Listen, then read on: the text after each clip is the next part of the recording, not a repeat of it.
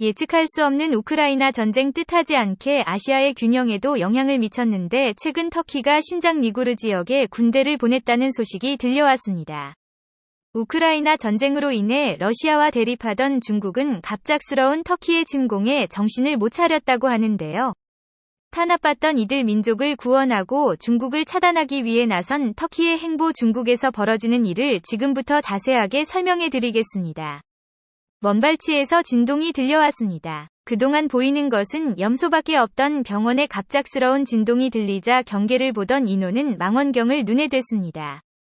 순간 경계 인원은 입을 벌릴 수밖에 없었는데요. 바로 상상치도 못한 군사병력이 신장 위구르 지역에서 모습을 드러냈기 때문입니다. 어느 국가인지 식별할 수 없었지만 울퉁불퉁한 초원지대를 가뿐히 넘으며 진격을 서둘렀죠. 중국군은 잽싸게 모습을 감췄습니다. 신장 위구르 지역에서 모습을 드러낸 이 군대의 정체는 후에 터키에서 보낸 군대라는 것이 드러났는데요. 레제프 에르도안 터키 대통령은 신장 위구르 지역에 나타난 군대는 터키군이라고 직접적으로 드러내지 않았으나 에르도안 대통령은 신장 위구르 지역에서 벌어지고 있는 동포의 학살을 더는 좌시할 수 없으며 중국이 인권 문제에 책임을 져야 한다는 말을 남기며 터키가 신장 위구르 지역에 군대를 보낸 사실이 밝혀졌죠. 터키군의 진격에 신장 위구르 지역은 아수라장이 되었다고 합니다. 한국에게 기술 이전을 받은 터키의 알타이 전차가 모습을 드러낸 것만으로도 중국은 당황할 수밖에 없었다고 하죠. 자칭 터키 제국을 꿈꾸는 독재자이자 강력한 터키를 꿈꾸는 라이즈프 에르도안 터키 대통령이 신장 위구르 지역에 군대를 파견한 것은 중국에 대한 분노 때문인데요. 같은 투르크인들을 박해하던 중국에 그는 분노했습니다. 실제로 터키 정부는 중국에서 자행되고 있는 우이구르인 박해에 강도 높은 비난을 계속 퍼부었죠. 하미 악수의 터키 외무부 대변인은 성명을 통해 우이구르인에 대한 동화 정책은 모욕적인 행위라고 지적할 정도였습니다. 그동안 우이구르인을 억지로 중국인으로 만들려는 문화공정이 인권 탄압일 뿐만 아니라 투르크계 민족에 대한 인종차별이라는 지적을 한 것이죠. 중국은 터키의 지적에 눈 하나 깜짝도 하지 않았습니다. 오히려 자국 내정에 간섭하지 말라는 말과 함께 터키는 자국의 경제 상황에 좀 더 신경 쓸 필요가 있다고 지적.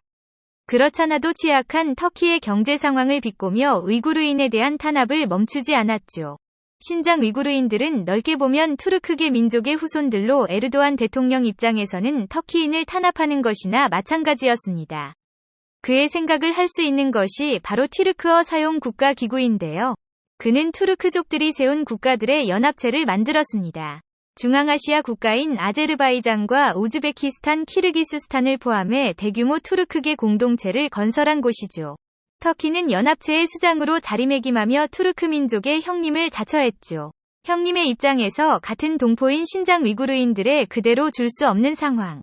호시탐탐 중국에 대한 견제를 하기 위해 기회를 엿보던 중 터키는 절호의 기회를 포착한 것인데요. 바로 우크라이나 전쟁입니다. 러시아가 우크라이나를 침공한 이후 세계 많은 국가들이 군비를 일제히 올리고 있는 가운데 중국은 예년보다도 더 강한 군대를 양성하겠다는 목표로 국방 예산을 증액했습니다. 중국은 양회에서 경제 성장률과 국방비 등 올해 경제 미국방에선 정책 방향을 결정했는데요.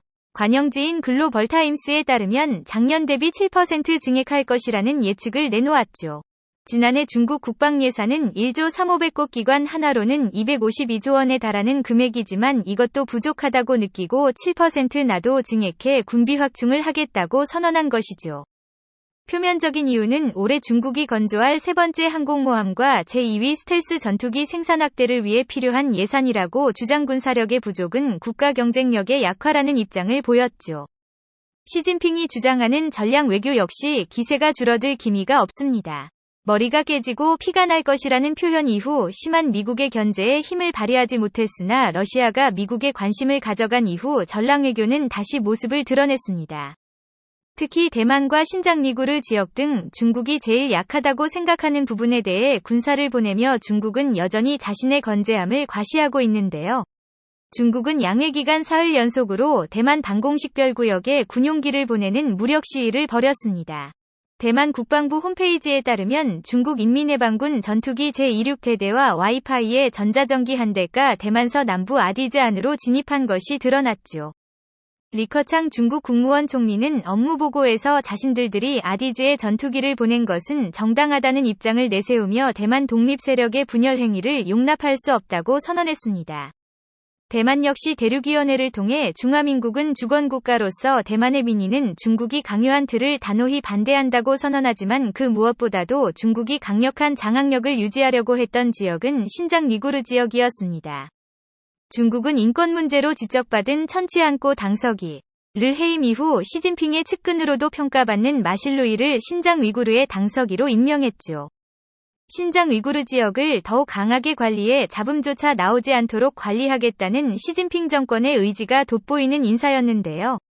실제로 마로이가 취임한 이후로 신장 위구르의 통치는 더욱 가혹해졌다고 합니다. 정보 통제는 기본이고 신장 위구르인들의 인권 무시는 여기서 냈다고 하죠.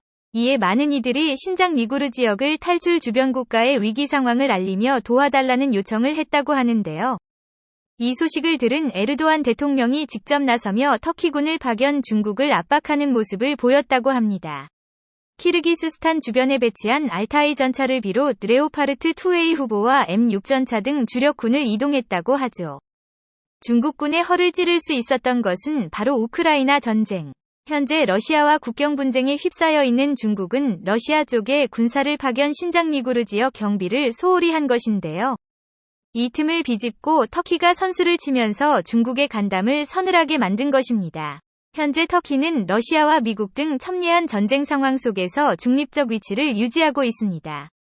터키는 러시아산 S-사업의 방공미사일 추가 구매를 추진하면서 러시아와 완전히 척을 지지 않는 자세를 취했는데요.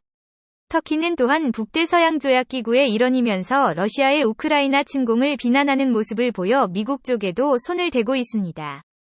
미국과 러시아 양쪽 진영의 중간자적 위치를 유지하고 있기에 미로 양국 회담이 열리는 장소로 터키가 거론될 정도죠. 덕분에 미국과 러시아 양국은 터키를 건드리지 않고 자신의 편으로 두기 위한 힘겨루기에 나서고 있는데요. 터키가 중국을 칠 수 있었던 이유도 미국 러시아 양국 사이에 눈치 싸움이 작용한 결과라 볼 수 있습니다. 게다가 신장 위구르라는 명분도 있기에 그전까지 신장 위구르 인권 문제로 걸고 넘어졌던 미국도 터키 행동을 제재하기 어렵고 러시아 역시 중국과 현재 군사 및 경제적 긴장 관계를 유지하고 있어 터키의 행동을 내심 바라는 모양새입니다. 결국 이들의 긴장 관계를 잘 이용한 터키가 중국의 허를 찌르고 신장 위구르라는 명분을 걸고 공격할 수 있었던 것이죠. 중국은 터키의 행동에 분노를 표하며 군대를 위구르 쪽에 보내겠다고 선언. 실제로 위구르 지역 언론에 따르면 제2BL-08식 보병전차가 위구르의 모습을 드러냈다고 하죠.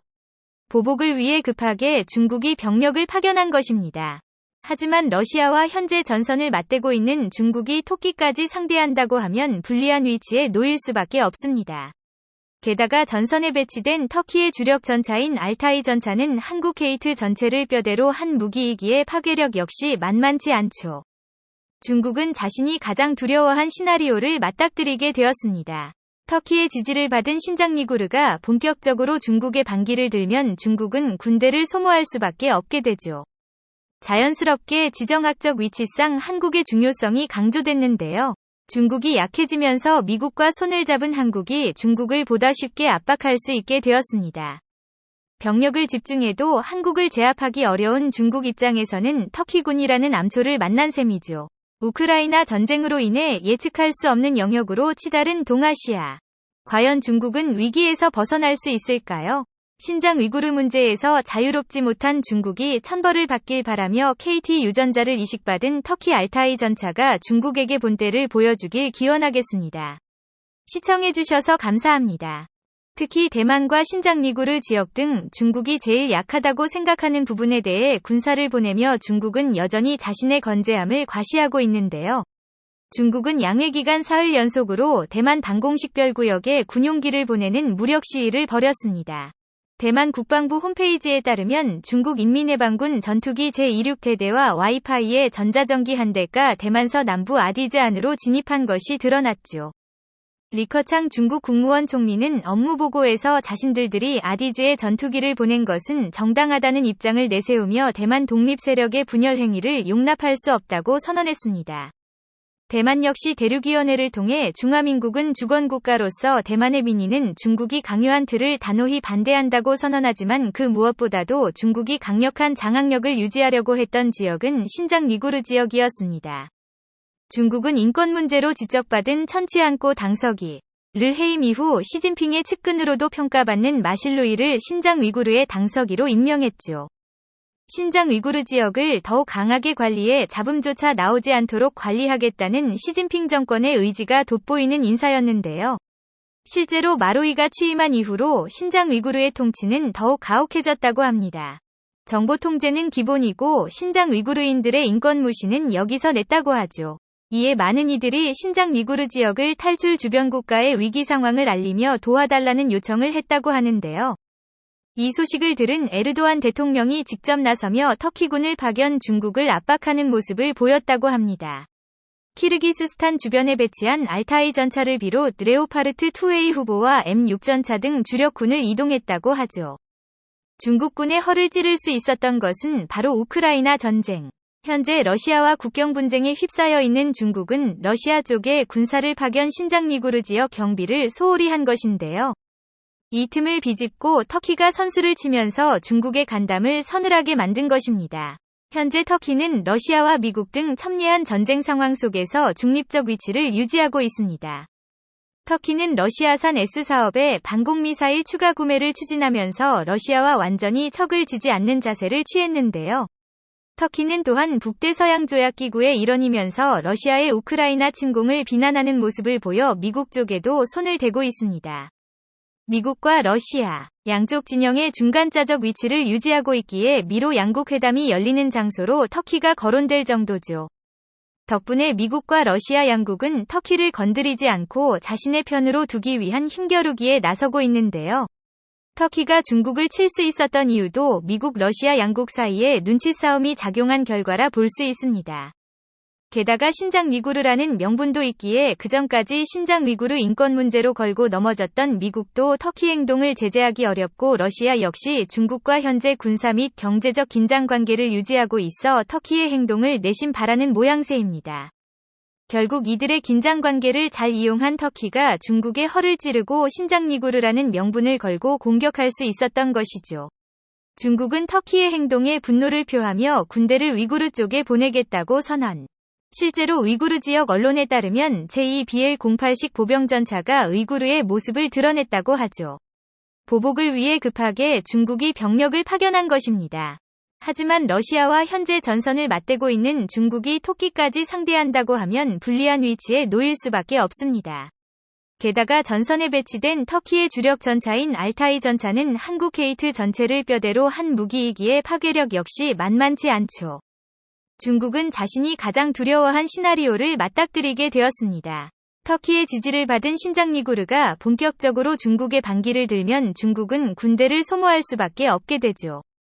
자연스럽게 지정학적 위치상 한국의 중요성이 강조됐는데요. 중국이 약해지면서 미국과 손을 잡은 한국이 중국을 보다 쉽게 압박할 수 있게 되었습니다. 병력을 집중해도 한국을 제압하기 어려운 중국 입장에서는 터키군이라는 암초를 만난 셈이죠. 우크라이나 전쟁으로 인해 예측할 수 없는 영역으로 치달은 동아시아. 과연 중국은 위기에서 벗어날 수 있을까요? 신장 위구르 문제에서 자유롭지 못한 중국이 천벌을 받길 바라며 KT 유전자를 이식받은 터키 알타이 전차가 중국에게 본때를 보여주길 기원하겠습니다. 시청해주셔서 감사합니다.